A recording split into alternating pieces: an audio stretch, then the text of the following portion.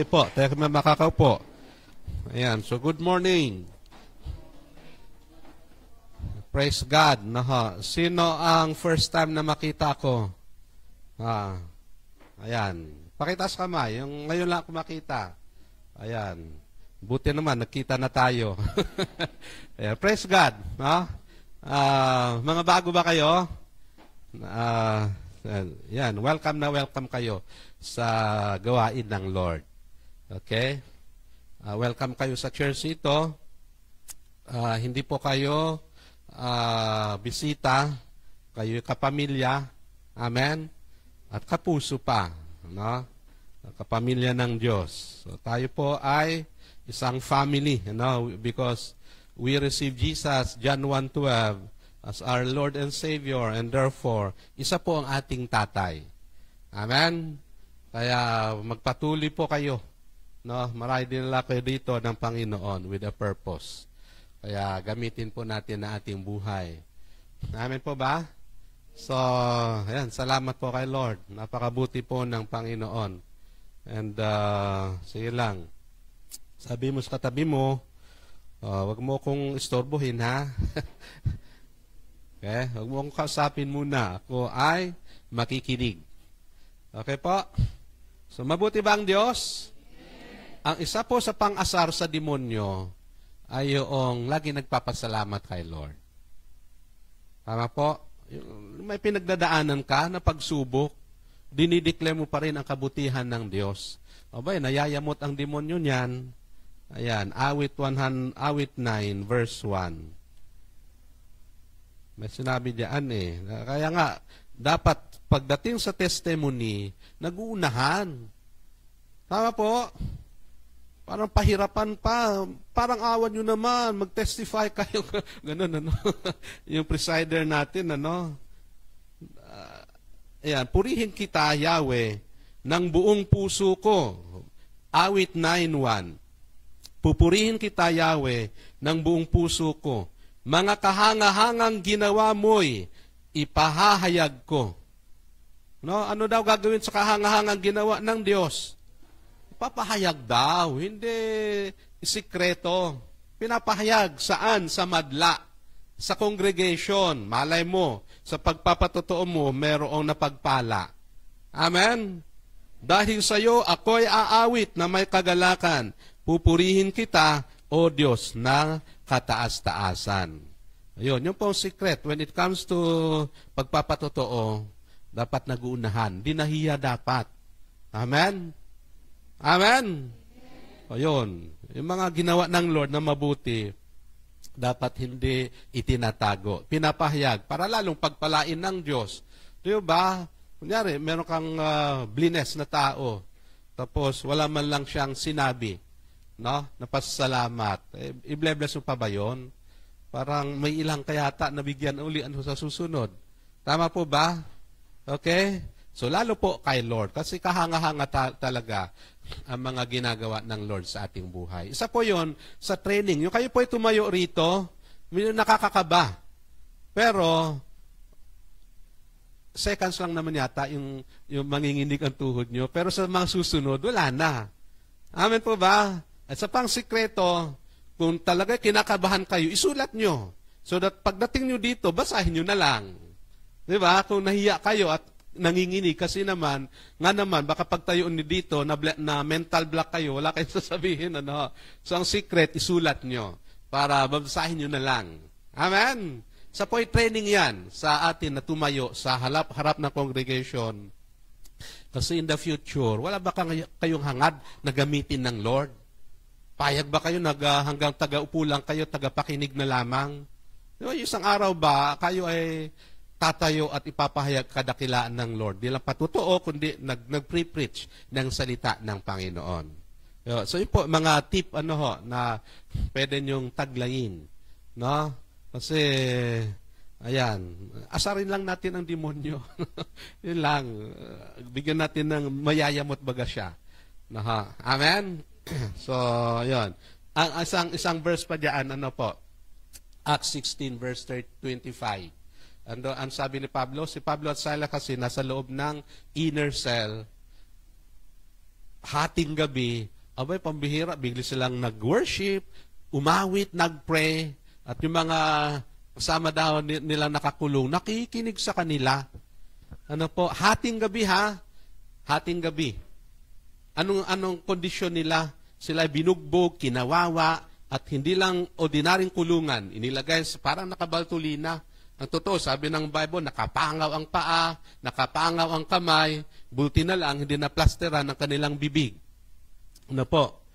Hating gabi, bigla silang nag-pray, umawit, nag-worship kay Lord. Ano sabi ng salita ng Lord? Dahil sa ginawa nilang yan, bumaba yung anointing ng Lord sa kulungan, nagkaroon ng lindol, nagbukas lahat ang mga tanikala. Di ba? So, ano ibig sabihin yan? Hating gabi. When you are in the peak of problem, you can still worship the Lord. You can still declare the goodness of the Lord. Ay, tapos na ang problema. Diba? Amen. Basahin niyo po, Acts 16, verse 16 down. Doon po nalikha yung greatest verse. Acts 16:31. Kasi yung jailer magpapakamatay. Kasi bukas na at wala na yung pangaw nila. Sabi ng warden, jailer, magpapakamatay sana siya. Pero sumigaw si Pablo, sabi niya, wag mong gagawin yan. Nandito kami. No? Kala mo yun yung miracle ng Lord, nakakulong, pero malaya in the spirit. Pwede palang ganoon. Nakakulong ka, literal, pero you are free in the spirit. Kaya sabi ni Pablo, sabi ng warden, anong gagawin ko para maligtas? Verse 31, sabi, believe in the Lord Jesus Christ and you will be saved, you and your household. You can claim that verse sa iyong family.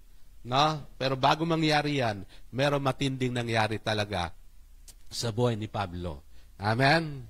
So, yun, siguro sa susunod, maraming magpapatotoo, no?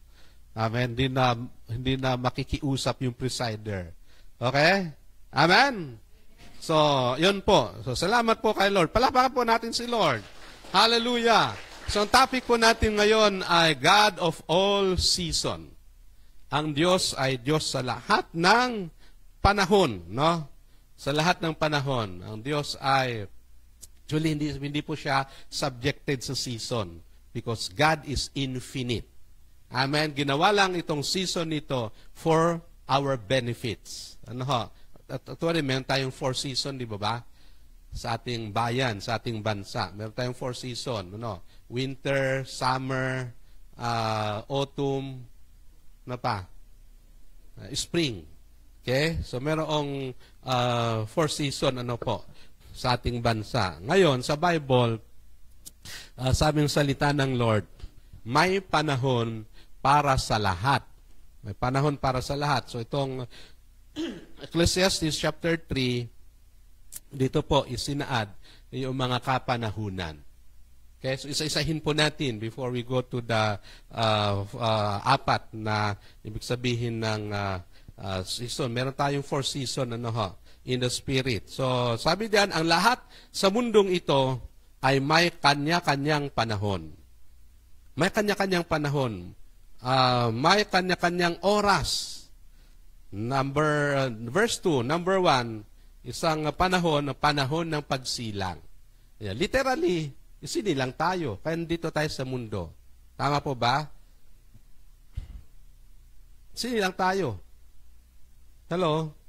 Hindi naman tayo biglang putok galing sa kawayan, no? Isinilang tayo literally ng ating magulang. So may panahon ng pagsilang.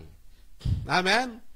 Yung pagsilang po, alam niyo po sa mag-asawa na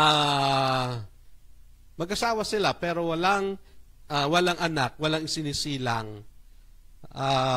Medyo malungkot. Malungkot po 'yon. Lahat na lang napapansin. Napapansin nila mag-asawa. No, dati intimate, nagmamahalan sila. Pero hangga't walang anak, walang naisisilang, wala na. Lahat na lang napapansin. Papansin tigyawat ni Mister, napapansin ang mga attitude ni Mrs. Yan. Yun po, ang power na merong maisilang. Now, So, lahat na lang, mga mumunti mga problema, yung kanila napapansin. Pero kapag sila nagkaanak, ano nangyari? Yung attention nila sa isa't isa nabaling sa kanilang anak. Amen? Okay, dumating ang pag-asa. Kaya kapag may naisilang sa pamilya, bagong buhay na naidagdag sa family. Amen? So, wala na ngayon yung galit sa isa't isa o pinapansin na isa't isa sa mga negative na baling sa anak. Alam niyo po ba sa church, ganun din. Dapat po sa church, araw-araw ay may naisisilang na mananampalataya. Ang church daw dapat parang maternity ward. Ano ba yung maternity ward? Noong pinanganak po yung pangalawang anak ko, nasa 13 po kami. Grabe, ano? Araw-araw basta nakapila yung mga buntis na mga anak on their due date. Araw-araw may umiiyak na bata, sanggol, na ipinapanganak. Amen? Dapat ganun din daw sa church. Araw-araw, kung di man araw-araw, linggo-linggo, merong na bagong kumilala kay Lord na na-evangelize natin to be added sa church. Amen po ba? Yun daw yung nagbibigay ng fresh wind, sabi ni isang mangangaral. Kasi kung kayo ang magkikita-kita, linggo-linggo, baka magkaasaran kayo ng pagmumukha. Pero kung meron mga naidadagdag na mga kaluluwa, nag-iingat tayo. Bakit? Kasi merong bago. Amen. Nakakatulong sa atin para lalong ayusin ang ating buhay kasi whether we like it or not, may nagmo-model sa atin. Amen. Yung mga bago, inoobserbahan kayo yung mga dati, kaya mag-ingat kayo, ayusin ninyo ang inyong attitude. Diba? Gusto nyo matisod ang bagong dinadagdag ng Lord. Sabi na, wala, doon na lang ako, lipat na lang ako, dito nag-aaway-aaway sila Manda kayo. Nag-iingat tuloy tayo dahil merong dinadagdag ang Lord na alagaan. Amen? Amen? Ay, yun po mabuti. So may panahon ng pagsilang at may panahon ng pagkamatay. Pagkamatay. Literally, mamamatay tayo. Amen? Wala dito ang tataga hanggang 150 years. Anong itsura mo noon? May meron ko nakita sa Facebook, 200 years. Wala naman. Buto na lang ang nakikita sa kanya. Somewhere in China yata. No? 200 ang taon. Pero walang pakinabang Oo nga, haba ang buhay, pero ano itsura niya? Di ba? Ibig sabihin, mamamatay din tayo. Ngayon, anong ibig sabihin ng ibang, may panahon ng pagkamatay. So, kung may panahon na pagsilang, may panahon na pagkamatay. So, dapat may mamamatay sa atin. Hindi literally, sorry sa word, no? Pastor naman, isunusumpa kami. Hindi. Dapat may mamatay sa ating lumang buhay. Amen? Lumang ugali, lumang pagkatao, katamaran, dapat mamatay yan. Diba? Panghihina, panlulupaypay, panahon na para mamatay yan, para mabuhay ang spiritual life natin. Amen? Hindi yung literal, I'm sorry, kundi dapat may mamatay sa ating buhay so that Christ will live in us. Galatians 2:20, I have been crucified with Christ and I no longer live. The life I live in the body, I live by faith through Jesus, through Jesus who loved me and gave Himself for me. So, I have been crucified with Christ. Dapat may mamatay sa atin so that Christ may live in us. Amen? So, yun po. Panahon ng pagtatanim at panahon ng pagtatanim at panahon ng pagbunot ng tanim. Ayon. Alam niyo po, isa po sa panahon na wag nating sayangin, pagtatanim ng mabuti. Pagtatanim ng salita ng Lord. Amen? Huwag kang magsawa na magtanim. Magtanim ka ng magandang ugali, attitude. Seed yan. Lalago yan. Amen? Magtanim tayo ng salita ng Lord. Preach the word of God. Season or out of season. Dapat yun ang hindi natin pagsawaan na magtanim. Amen? Gusto bang marami maligtas? Nagtatanim tayo dapat ng salita ng Lord. Hallelujah. At panahon ng pagbunot. No? Panahon ng pagbunot. Ano mga dapat bunutin? Sama ng loob. Dapat binubunot yan. Amen? Unforgiveness. Mga hinanakit. Binubunot yan dapat. Kailan? Now na.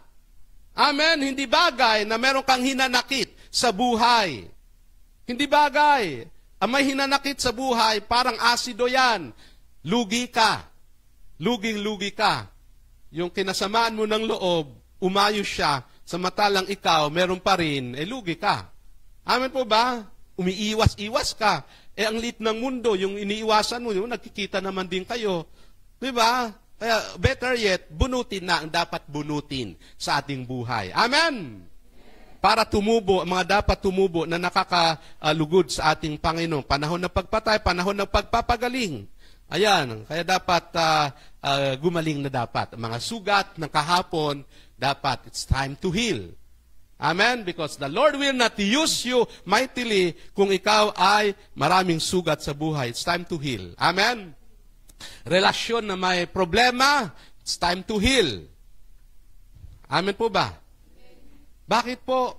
Magkakapatid tayo sa Panginoon. Kaya dito pa lang, pinapraktis natin ang pagmamahalan o pagkakaunawaan. Kasi tayo rin magkikita sa langit. Amen? Nandiyan pa ba kayo? No? Panahon ng paggiba at panahon ng pagtatayo.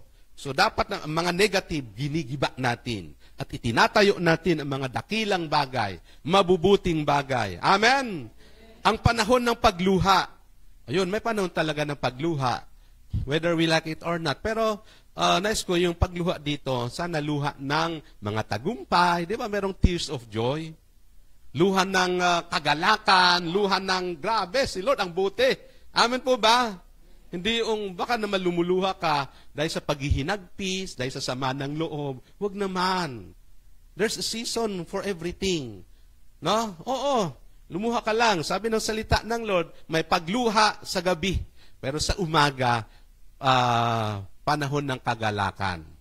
Amen po ba? Hallelujah. Panahon ng pagtawa. Hindi naman yung tawa ka lang ng tawa. Kundi tumatawa ka dahil mabuti ang Diyos. Amen po ba? Yung bang pag nakita ka, nakakakuha sila ng pag-asa sa iyo, hindi nakabusangot, nakasimangot. Yung, di ba, sabi sa Acts chapter 16:25, sila Pablo at Silas, umaawit. Nag-o-observe pala ang mga kapwa nila bilanggo. Di ba? Church, ano na-obserbahan ng tao sa atin? No? Lalo't sinasabi natin tayo mga anak ng Diyos. Makakaita ba sila ng difference, no?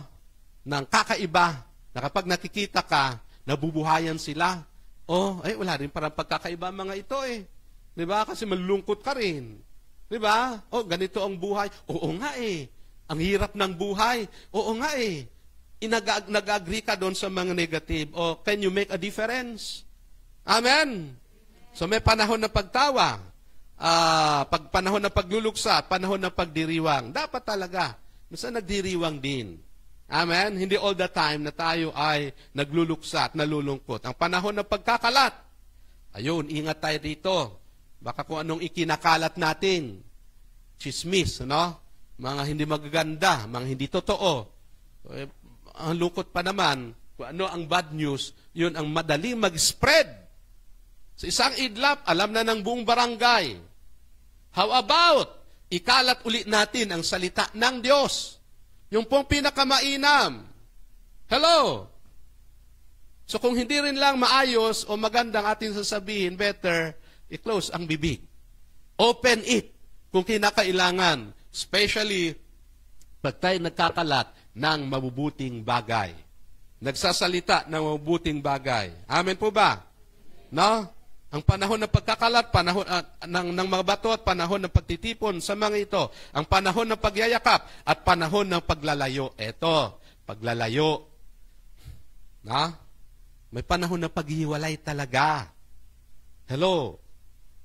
Hindi mo inakala na iiwanan ka. Diba? Sa mag-asawa. Sino may asawa rito? Na? Ayan. Buuin nyo ang inyong asawa, ha?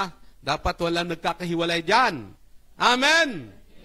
Walang gagawa ng paraan para magkahiwalay. Kung magkahiwalay man, ayan, sa kalooban ng Lord.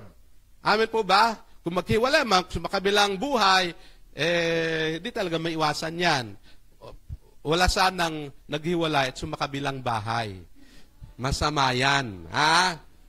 Amen! Mga may asawa dyan, wag na wag mag-isip na maghiwalay at pumunta sa kabilang bahay. No? Pastor, nakapitbahay lang naman. No? No? May hiniram lang naman. Sige, bahala ka. Basta, di ba? May paghihiwalay talaga. Yung mag-best friend, naghihiwalay. No? Amen po ba? Yung pastor natin, niiwan tayo. O, di ba? Amen. Kung hindi tayo iniwan, namatay siya. O yan, sa JCC. Di po ba? Kinuha ni Lord. Di ba? Amen. May mga hindi maiwasan. Tama po ba? Sa family, mga nanay at tatay, whether you like it or not, paglaki ng iyong anak, ano mangyari? Mag-aasawa yan, magkakapamilya. Amen? Kaya habang nasa puder po natin sila, do everything para lumigaya ang pagsasama. Para kung sakali magkapamilya man, at least meron tayong naipundal o meron silang maalala, legacy. Amen? Kasi magtatayo din yan ng pamilya yan eh. Amen po ba? Hallelujah! So, may mga hindi inasahan na mangyari. Hindi mo inakala, iniwan ako nito? Diba? O, sa church. So, nag-aakala na yung mga leader namin, iniwanan ako. O, diba? Buti na lang may Diyos, hindi nang iiwan. Diba? Amen po ba? Buti na lang si Ledar, hindi ako iniwan. Dito lang naman, no? Di ba? Yan ang problema sa walang inihanda sa church, no? Na papalit dapat. Kasi sa church, marami mga ni-raise up. Praise God naman, napunta sila sa ibang church na naglilingkod kay Lord. Hindi yung, wala lang, basta lang nang iwan. No? Amen? So, meron talaga paglalayo. Hindi natin maiwasan yan. Kung magkalayo man, dahil sa kalooban ng Lord, walang problema yan. Pero kung maglalayo for the sake of maglayo lang, nagtampo, nagalit, mukhang hindi malusog yan na paglalayo. Amen? Amen? Hallelujah! Kasi si Lord at si Jesus, sa kanyang tatay, naranasan nilang lumayo. Mapalayo si Jesus sa kanyang tatay. Ano po? Kaya nga sa 7 last word, may sinabi si Lord, si Jesus, Diyos ko, bakit mo ko pinabayaan? Bakit? Because on that moment, ang Diyos at si Jesus totally separated because of sin. Bakit? Bakit humiwalay si Jesus for the meantime sa kanyang tatay? Just because of me and because of you. Amen? Para sa pamagitan ng kanyang paghiwalay sa Diyos, kanyang Ama, ikaw ay may pagkakataon na maiugnay, mai-connect sa ating Diyos na buhay. Amen? Hallelujah! Palapakan po natin si Lord. Ayan ang magandang paghiwalay. Amen? With a mission, with a purpose. Hindi naghiwalay dahil nagalit. Nagtampo. Dapat patay na yan yung ganong attitude. Amen? Yung ganong ugali, ang pangit na ugali. No? Nagtampo. No? Tapos, nang iwan. Parang siya. No? Amen? Okay? So, yun. Ang panahon ng ang panahon ng paghanap, panahon ng pagkawalan yun. Ayan. Panahon ng paghahanap. Church, panahon na para tayo maghanap ng mga kaluluwa. Amen? Maghanap tayo, maghanap. Ang dami dyan sa paligid, mga hindi paligtas. It's time to look for them para maidagdag sa Panginoon. Amen po ba? Hallelujah! Panahon na pag-iingat sa isang bagay at panahon ng pagtatapon. Ayan, kaya kapag nagkakasama tayo, i-enjoy the presence of one another. Amen? Hindi pwede magkakasama na may mga ngit-ngit sa puso. May mga pangit pala. No? May mga hindrances. No? Amen? No? Ingatan natin. Kaya kapag kasama natin, ingatan natin. Amen? Lalo tigit sa mga mahal sa buhay. Ano ba isang halimbawa nito? yung pag namatay ng isang tao, ano ang ginagawa ng mga buhay? Katakot-takot ang mga sinasabi. No? Ang mga sinasabi, ang bait-bait daw niya, di ba? Di ba? Ang sipag-sipag daw niya, o baka na wala agad. Di ba? Ang aga naman. Nung nabubuhay, wala lang, di pinapansin. Parang ganito no? Pag nagkasakit, pag nasa ospital, ano ginagawa ng mga dalaw? Nagdadala ng mga masasarap na ubas, apple, basta lahat na masasarap. Pagdalaw sa ospital, yung may sakit, wala siyang ganang kumain.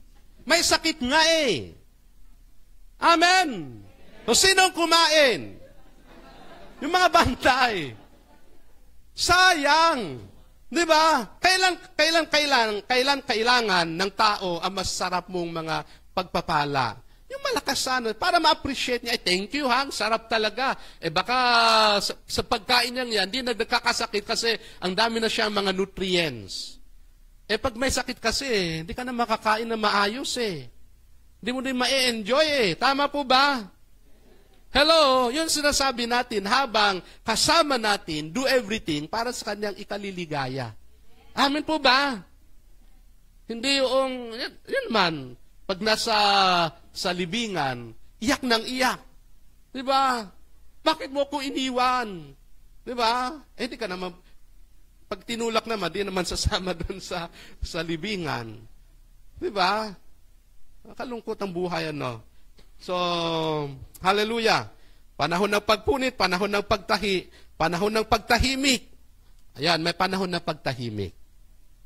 Kung hindi magandang sasabihin mo, better keep silent. Amen? Pero, when it comes to the Word of God, to the Gospel, hindi ka dapat manahimik. Amen? Acts 4 verse 20. Hindi namin pwedeng itago ang aming narinig, ang aming nakita. Hindi namin pwedeng sarilinin o keep silent. We have to speak out kung anong ginawa ng Lord sa aming buhay. Hallelujah! Ayan. Panahon ng pagmamahal at panahon ng pagkapuot. Meron palang ganun, Love na love mo. Tapos minsan, kinapuotan mo, So sa panahon ng pagmamahal, sige, pour out mo ng love mo. Amen! Kasi hindi natin alam kung kailan darating yung mapupuot ka sa Kanya, Diba? Kung mapuot ka man, huwag namang forever. For the meantime, nagalit ka. Huwag namang itanim, na ilang taon na napupuot ka. Amen po ba? So may panahon ng lahat ng ito. Ang panahon ng digmaan at panahon ng kapayapaan. Hallelujah. So sana puro kapayapaan. Pero whether we like it or not, may mga hidwaan na nangyari. Pero as a mature Christian, dapat wina-work out natin to be at peace to one another. Amen? Hallelujah. So, ano mapapala ng tao sa kanyang pinagpaguran? Alam ko na ang itinakda ng Diyos sa tao. Iniangkop niya ang lahat ng bagay sa tamang kapanahunan. Ang tao'y binigyan niya ng pagnanasang alamin ang bukas, ngunit hindi binigyan ng pagkaunawa sa ginawa ng Diyos mula sa pasimula hanggang sa wakas. Itong verse 11 po, dito po yung awit na, In His time, He makes all things beautiful. In His time. Dito po yon, yung verse nito. Iniangkop daw ng Diyos ang lahat ng panahon. Ibig sabihin ito, maturity. When it comes to maturity, lalabas ang mga bunga na mga ginawa po natin. Amen? Nakita ko to kanina. Praise God, Sana hindi mananatiling seed, kundi dapat namumunga. Amen? Nagpuproduce din ng seed para pakinabangan ng iba. Amen? So ito ay prophetic. This is a seed of faith. Faith ng mga taga-GCC at natayo ang iglesyang ito. Amen? And we cannot allow it na hanggang seed lang. Dapat, di ba may sabi sa Bible, yung mustasa daw, ang liit na buto, pero nung siya lumago, abay grabe, pinupugaran ng mga ibon. Dapat ganito ang ating church. Amen? Amen po ba? So sige, punta natin yung four major season na. Four major season na mangyari sa buhay natin. Itong mensang ito, kailangan nating lahat. Whether we like it or not, we will pass through this season. So tingnan natin kung saan ka season ngayon. Number one na season, morning season. Medyo kinanganak yung may salamin ako dyan para makita ko yung sabat.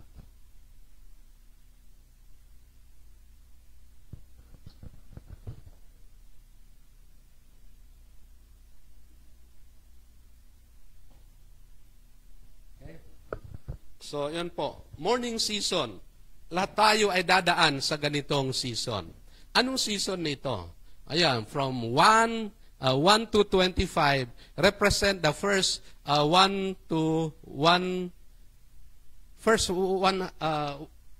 years sa ating buhay. Amen?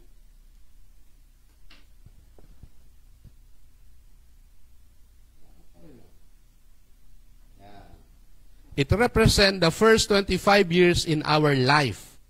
Hallelujah. So kapag hindi mo iningatan ang buhay mo sa taon na ito, this stage is the stage and season where you commit sins and mistakes and is still going on.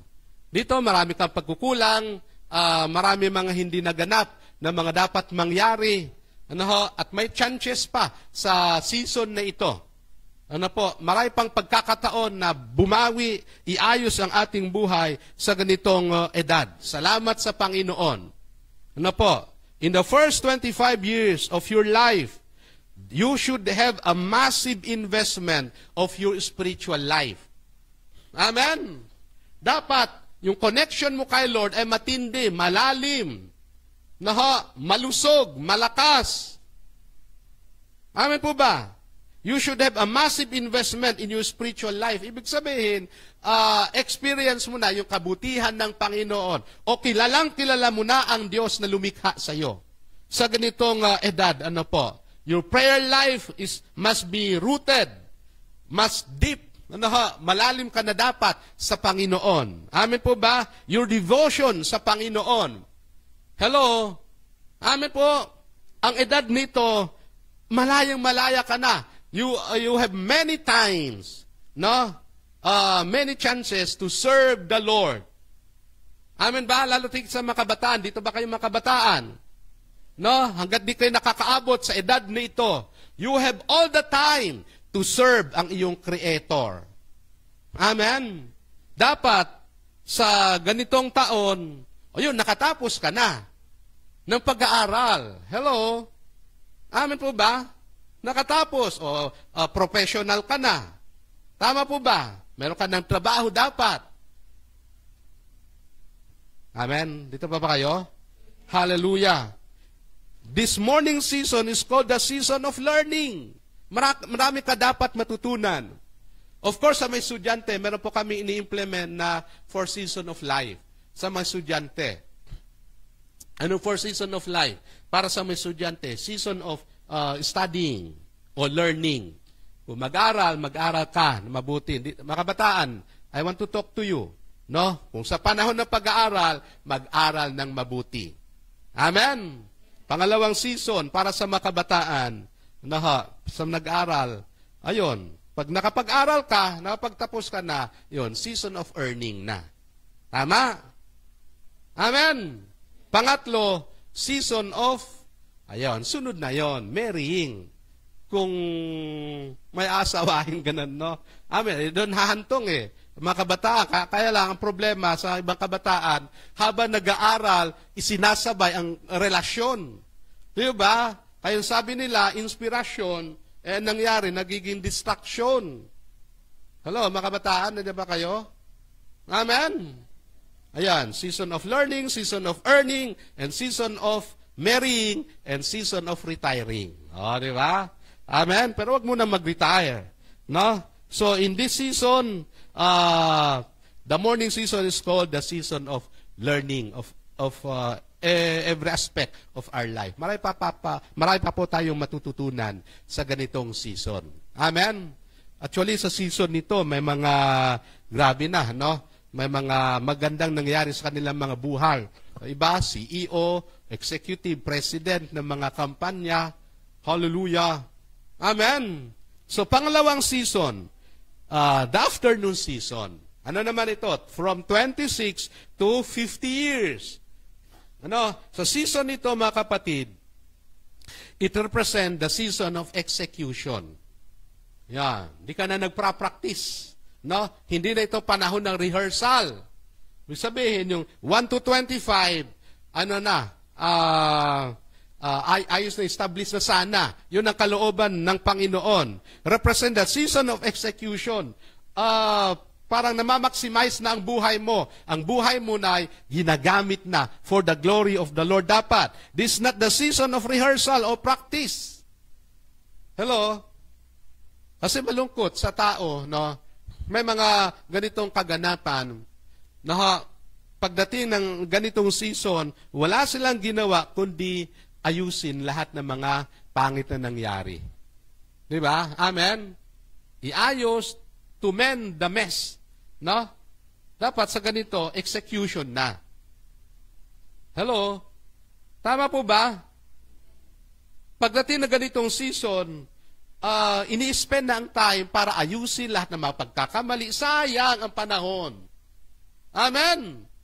Sayang, dapat nag-execute ka na. Dapat may nangyayari ng mga dakilang bagay sa buhay mo. Hello, church? At the age of 26 to 50, you are now working at the fullness of your purpose. Hallelujah. Amen. The fullness of your purpose. Bakit ka nandito sa mundo? Meron kang may co-contribute na mga dakilang bagay. Amen. Ayon. Si Joseph, anong taon siya dumaan sa process ng pagsubok? At the age of 17, dito po ibinenta ng kanyang mga kapatid. At the age of 17, ibinenta siya. Kasi si Joseph, paborito na kanyang tatay. There's a time na paborito tayo. No? So, binigyan siya ng pabor, binigyan ng magandang damit. No? Nainggitan na kanyang mga kapatid.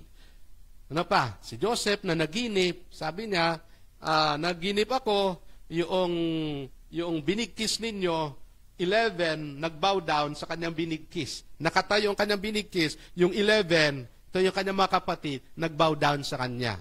Pangalawang panaginip, yung between, araw, lumuhod sa kanya. Ikwento baga naman sa kanyang mga kapatid. No? Kwento sa kanyang tatay. No, kaya ingat tayo mga kapatid. Kung meron kayong vision na gusto makamit sa buhay, mag-ingat kayo kung saan nyo i-share. Amen? I-share nyo doon sa nakakaintindi. Kasi kapag hindi kayo naintindihan, sabihin nila, mangyayari ba sa'yo yan? Diba? I-discourage ka. So, ganun nangyari kina Joseph. No? Ibig mong sabihin, pangungunaha, ililid mo kami, magiging leader ka namin. Ayun. Ano ginawa nila? So from house to pit, hinulog sa pit, sa balon. So from balon, buti na lang may pumuntang trading, ibinenta sa mga mga business na parating sa nilang lugar. So from pit to palace, yun yung season ni Joseph, na kanyang pinagdaanan. Hallelujah. So from palace, pinagpala ng Diyos ang palace dahil nandun si Joseph. No, kaya si Potiphar, sabi niya, nakakita si Joseph ng favor sa mata ni Potiphar, kaya pinamahala niya ang buong palasyo. Amen? Bakit? Anong secret ni Joseph? Because God is with him. Kapag pala kasama natin ang Lord, lahat ng ating gagawin, pagpapalain ng Lord. Amen? So see to it, mga kapatid, na kasama niyo si Lord. Saan man, sa lugar, trabaho, if the Lord is with you, pagpapalain ng Lord ang lugar na yan. Katulad doon sa palasyo. O doon sa palasyo, pinagbintangan siya na rapist ni Mrs. Potiphar. So from palace to prison again. Ayan, so doon sa prison, ayan, grabe nadaanan ni Joseph, no? Merong dalawang tauhan ni Pharaoh, no? Na naginip, itininterpret ni Joseph, nagkatotoo. Hallelujah! So, ito yung sinasabi po natin, there's a season na meron kang pagdadaanan na tinetrain ka ng Panginoon. Doon sa kulungan na meron na naginip, gulong-gulo po sila. Palibhasa, pinamahala din ni Warden yung buong kulungan. Yun. Habang nandun si Joseph, ano ginawa? Nagmi-minister pa rin. Nakakatulong pa rin. Diba? Sa mga taong higit na nangailangan. Kasi pwede naman sabihin ni Joseph, wala akong kasalanan eh. Ano problema nyo yan? Diba? Ay, itong dalawang ito, cupbearer at saka baker, gulong-gulo sila. Yan, nakita ni Joseph, nag-minister si Joseph sa kanila. Mga kapatid, pwede po tayo mag-minister kahit may pinagdadaanan po tayo. Huwag nating hintayin na lumampas o gumaling tayo o umayos tayo saka tayo mag-minister sa mga nangangailangan ng ating ministration. Kasi pwede sabihin ni Joseph yan, wala nga akong kasalanan tapos itinapon ako rito Bahala kayo sa buhay ninyo. Alam niyo po, ito'y inallow ng Lord so that si Joseph ay ma-practice ang kanyang interpretation ng dream. Amen? Kasi may season ng promotion. Amen po ba? Hallelujah! So, in-interpret ni Joseph, natupad, napangyari yung dream ng cupbearer, yung cupbearer, taga-timpla ng inumin na hari.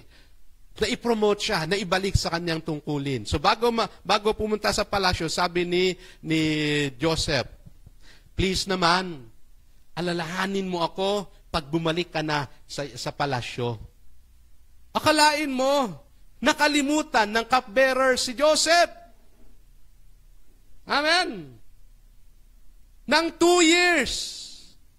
Bakit nangyari ito? No? Throughout the 2 years na yan, si Joseph pwede magnitngit. Pwede magreklamo. Ano ba yan? Siguro pag ako'y lumabas, ang uunang hahanapin siguro, yung nakalimot sa kanya. Pwede ba yon? Tinulungan mo, pinagpala mo siya, natupad, na-promote, tapos nakalimutan ka. Di ba merong ganoon? Meron ba kayo naranasan na ganoon? Ginawa mo ang lahat. No? Pinagpala mo siya. No? Tinulungan mo siya. Aboy, nakalimutan ka. No? Nung yumaman, di kita kilala. Di ba? Meron ganoon Ano po? Pero alam niyo po, kalooban ng Diyos na makalimutan siya for 2 years. Bakit? Anong revelation doon? Tama yung kanyang interpretation natupad Doon sa dalawa, yung isa namatay, yung isa na-promote. No? Bakit po inallow ng Lord na makalimutan siya for 2 years? So that itre-train pa siya ng Panginoon. Doon mismo sa kulungan. Why? Kasi, hallelujah, grabe kinikilabutan ako. Yung last na pag-interpret ni Joseph, hindi na basta-basta. Amen? So eto na, after 2 years, na naginip na ngayon ang hari. Na naginip si Pharaoh at grabe yung kanyang panaginip. No, magkaroon ng 7 years na abundance. 7 years na paghihirap. No, pinatawag lahat ng mga expert tungkol sa dream. Mula sa palasyo, tauhan ni Pharaoh, walang makapag-interpret. Now, dito ngayon pinaalala ng Diyos doon sa cupbearer. Sabi na sa Pharaoh, mahal na hari, ako po'y nagkulang. Maalala ko po, ako'y nakasakulungan, meron po kayo kinulong doon na nag-interpret sa aking dream. At ito, natupad. Immediately, ora mismo, ipinatawag ng hari si Joseph. Amen. Hallelujah. Pinatawag ng hari. So, from prison to prime minister. Hallelujah. Amen po ba? So pinatawag, binihisan na si Joseph, tinanggal agad sa kulungan. Amen? Dinala sa palasyo. At sabi ng hari, ano ba, kaya bang mi-interpret ito? Ayan. So, in-interpret niya. O, itong panaginip mo, magkaroon ng abundance, 7 years. Ano? At dapat itong 7 years nito, mag-assign ka ng tao para pamahalaan ang pag-iipon sa kayamanan. Because 7 years, after ng 7 years, meron taggutom. Ayan. Yun ang sabi ni Joseph. Hindi na in-introduce ang kanyang sarili. He just, he just suggests. Si Joseph kasi, hindi siya mayabang ngayon. Brinake niya siya ng Lord. Binasag siya ng Panginoon. Dati ang yabang kasi niya eh. Di ba? Magiging hari ako. Okay? So, doon sa process na yan, sa season na yan, na kanyang preparation, and sa season nito, tinuruan siya ng Panginoon. So, after na ma-interpret, bakit 2 beses na naginip si Pharaoh? Because ito ay tiyak na mangyayari. Amen? So, suggestion ni Joseph, sige, mamili po kayo. Siyempre, ano ang sasabihin ng hari? Ano sabi ng hari? Yamang ipinaalam ng Diyos ito sa iyo. Wala na ibang tayong hanapin kundi ikaw na. Amen? Amen? Hallelujah! Ikaw na! So, anong nangyari kay Joseph? So, from prison to palace. At hindi lang nasa palace, nasa as a prime minister. Amen? So, may season ng promotion. Pero merong season ng preparation. Amen? Ilang taon si Joseph nung nagiging prime minister? 30 years. So, 17 hanggang 30, ayun na, doon na siya naging prime minister. So, ito, at the age of 25 to 50, dapat execution na. Dapat, grabe na nangyari sa buhay mo. Maayos na dapat. Amen? Meron na nandun na yung manifestation ng mga kabutihan ng Lord sa ating buhay. Panahon. May panahon sa lahat ng bagay. Amen? Hallelujah. So, at the age of 30, Prime Minister na si Joseph. Grabe, pwede pala yun. Kaya kayong mga kabataan, iayos niyo ang buhay ninyo. Amen? Hallelujah. Dapat sa edad nito, hindi na ito panahon ng practice. Ito yung panahon ng execute na. Dapat nahayag na ang kalulhatian ng Diyos sa inyong buhay. Amen? Nasaan ang season na tayo ngayon? Okay? Saan season na kayo? Panahon hindi para humingi ng patunay pa sa Panginoon. Kundi ine-enjoy mo na, nagmamanifest na ang pagpapala ng Lord sa ating buhay. Supposed to be. Yun ang kalooban ng Lord na mangyari sa atin. Amen po ba? Hallelujah. Now, ito po. Number 3, the evening season. Ano tong evening season? Yan, palubog na ba? Ayan. Hindi naman. So, in this season is the season of legacy. Amen? From ilang taon na ito? From 51 to 75. No? This season is the season of legacy. Ito na, nag-prepare ka na para sa mga susunod sa iyo. Amen? Inihanda mo na ang mga next generation para kung sakaling mawala ka, merong magpapatuloy sa inumpisahan mo. Hindi raw successful ang isang leader o isang pastor kung walang successor. Amen? Amen? Kung walang successor, hindi raw may tutuloy na success ang isang leader o pastor. Dapat merong magtutuloy sa kanyang vision. Delikado po kasi. Pag nawala si leader at walang magpapatuloy sa vision, mamamatay. Dapat meron kang paglilipatan sa baton. Amen? Para kahit wala ka, buhay na buhay ang gawain ng Lord. Buhay na buhay ang vision ng Panginoon. By this season, you are now building lives of other. Amen? Tayo mga magulang. Ayun, dapat inahanda natin ang ating mga anak. Tatay, nanay, inihanda po natin sila so that when we are out of this world, ayan, tuloy sila. Lalo tigit sa spiritual na buhay. Amen? Building of an institution. Ayun, nagtatayo ng institusyon, parang legacy ba? No? That outlive you. Na kahit wala ka, tuloy ang gawain. Lalo tigit sa church, ano ho? Ito yung malungkot sa mga church, ano, na walang inihanda na mga leader. No, ho? Kaya kapag nawala si pastor, ang hirap, no? Ang hirap. So, you are not successful hanggat walang sumusunod sa yapak mo. Ayan. So, ito para sa lahat, ano? Sa mga magulang, dapat may mga, ayan, gagayahin ko si tatay, gagayahin ko si nanay. Ito po yung laman ng puso ko. Gusto ko yung susunod sa akin, mas higitan pa yung aking nagawa. Amen po ba? Mas higitan pa, hanggat maari, higitan. Amen. Dapat ganon. Tayo bilang magulang, pag tayo lumisan sa mundong ito, yung mga anak natin susunod sa atin, kung matino ka, dapat mas matino. Amen? Ang susunod sa iyo. Kung masipag ka, dapat mas masipag yung i-produce mo.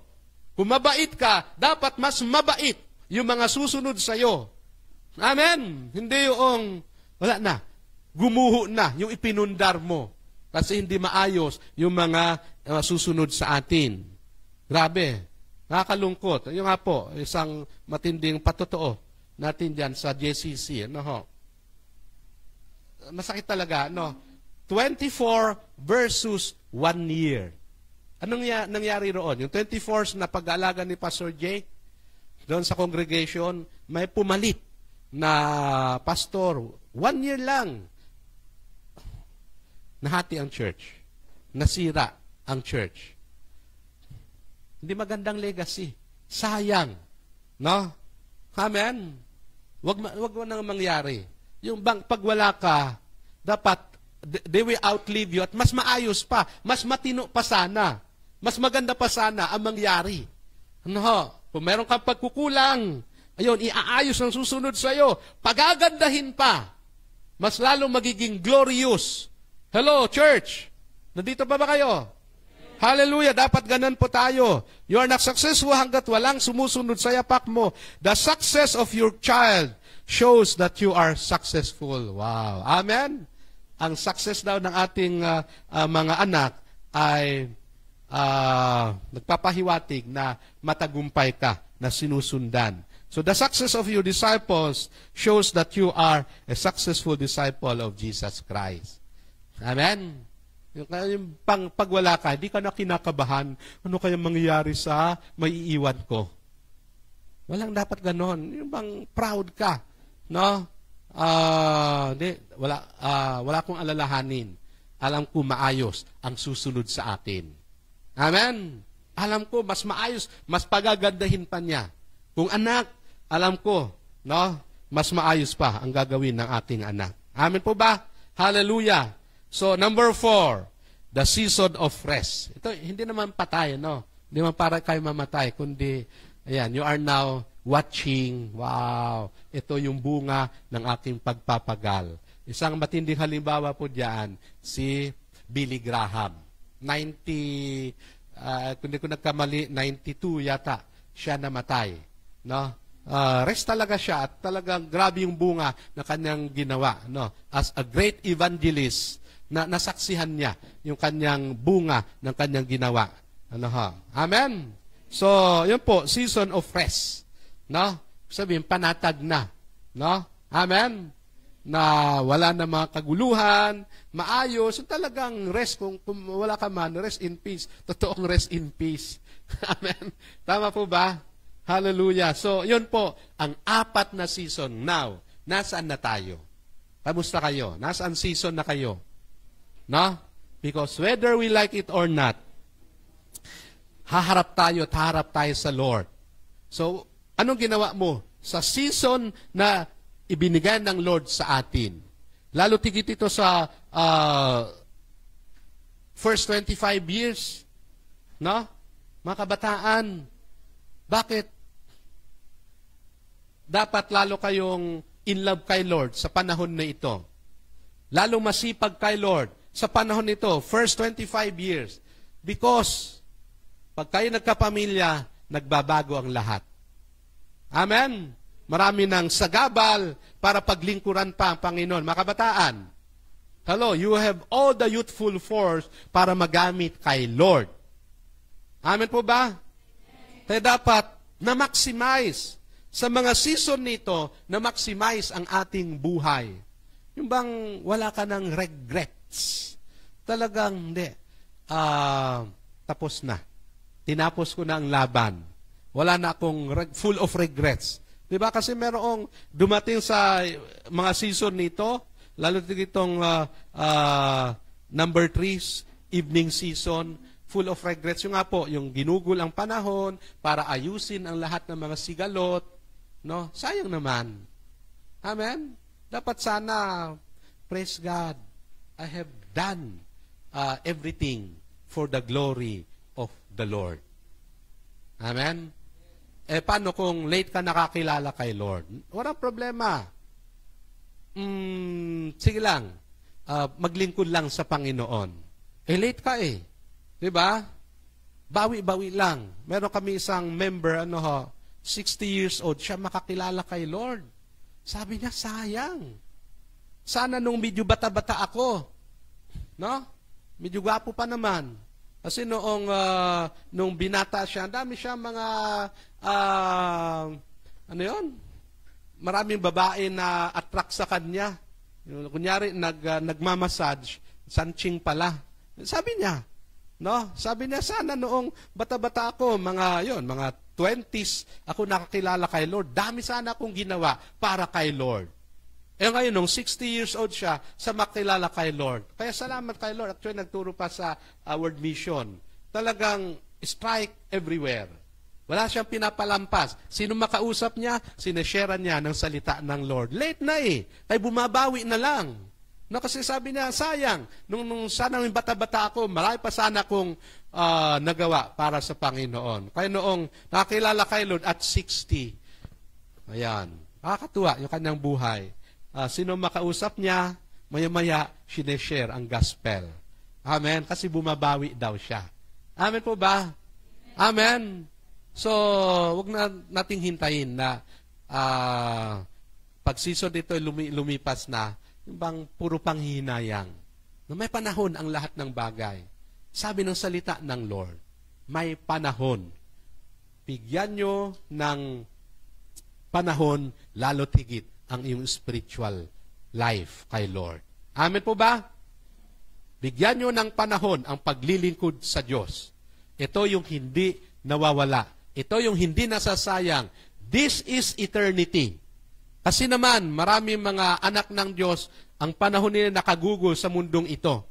To the extent, pinanghinaan, nag-backslide, lumayo kay Lord. Bakit? Nakafocus sa mundong ito. Church, ang lahat sa mundong ito are temporal. Ulitin ko, temporal. Amen. But what you do for the kingdom of God is eternal.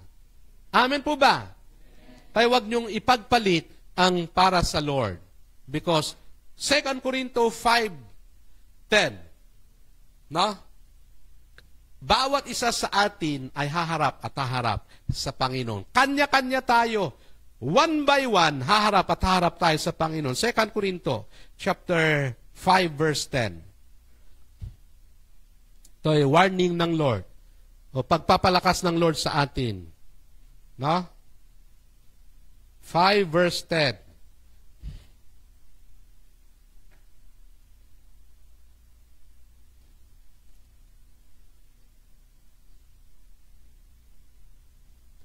Sapagkat lahat tayo'y haharap sa hukuman ni Kristo at tatanggap ng nararapat ayon sa ating mga gawang mabuti o masama nang tayo'y kailan nabubuhay o nagkaroon ng season, dumaan ang mga season ito sa atin nung tayo'y nabubuhay pa sa katawang ito. Ano sabi ng salita ng Lord? Sapagkat lahat, ilan po ang harap sa Diyos? Hindi lang si pastor, hindi lang yung iilang leader. Ang sabi, lahat, as in, lahat. Lord, hindi ako harap sa iyo. Hindi pwede. Lahat daw, haharap at haharap tayo sa Panginoon. Bakit tayo haharap sa Panginoon? Upang,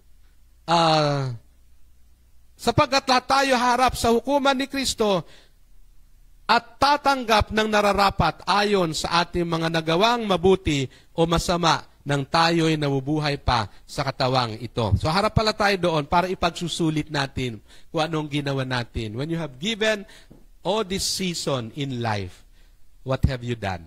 Anong ginawa mo? Sa pagkakataon na binigyan ng Lord sa atin.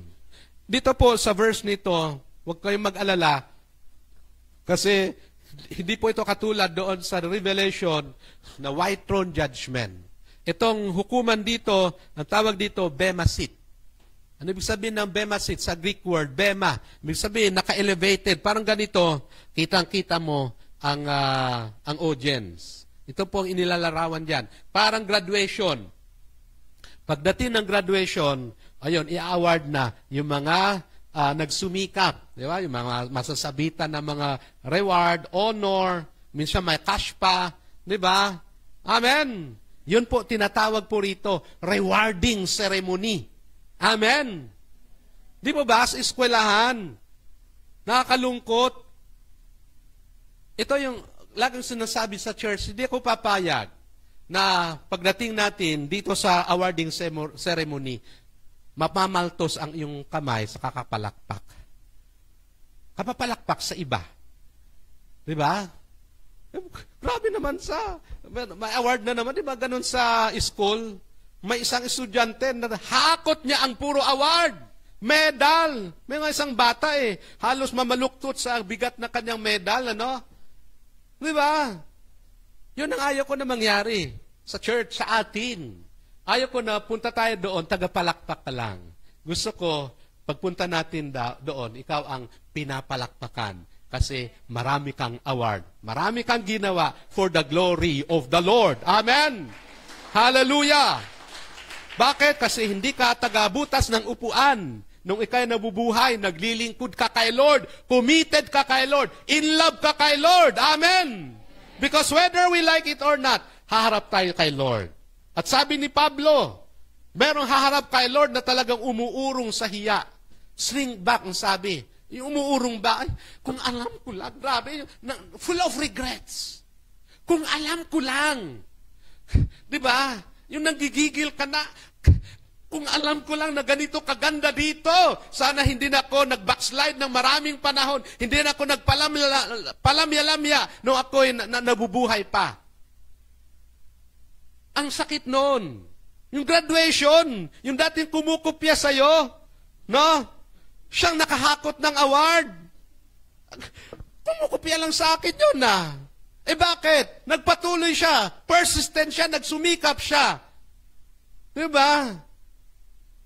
Kung ganon sa literal, sa graduation, di ganon din po sa spiritual. Kaya sabi ni Pablo, meron talagang hiyang-hiya. Lord, kung alam ko lang, kung alam ko lang, kung alam ako lang, na ganito kaganda, grabe. Ano po? Amen? Nagpakasumikap ako, nagpakasipag sana ako. 1 Corinthians 15:58. Kaya ingat kayo. Ano sabi ng salita ng Lord? 15:58. Ito maganda encouragement. No?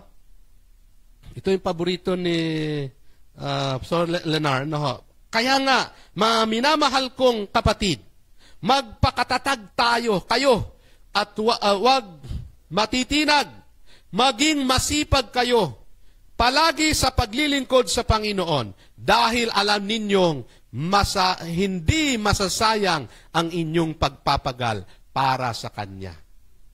Magpakasipag, magpakatino, magpakabait. Amen? Magpakaayos.